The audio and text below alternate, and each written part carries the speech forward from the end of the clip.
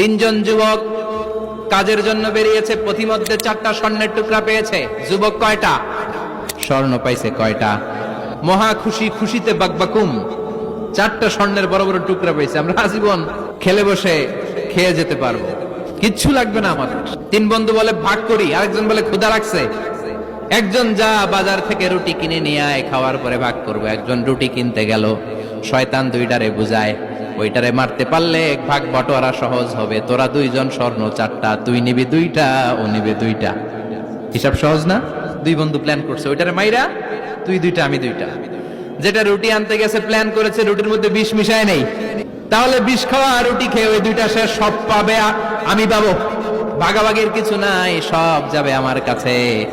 4টা স্বর্ণের টুকরার মালিক আমি। রুটির মধ্যে বিষ মেখে নিয়ে এসেছে। ওই 2 বন্ধু প্ল্যান অনুযায়ী ওইটারে ধরে মেরে ফেলছে। এবার মহা খুশি। এক বন্ধু কয়, এবার তো ভাগ বটর আর কিছু নাই, তুই 2টা আমি 2টা, আগে খাইয়া লইস। খাওয়ার পরে এই 2টাও নাই। 3টা লাশ, 4টা স্বর্ণের টুকরা। এটাই তো দুনিয়ার জীবন, ঠিক কিনা? আসল জীবন কবর থেকে শুরু হবে, কোন ঠিক কিনা?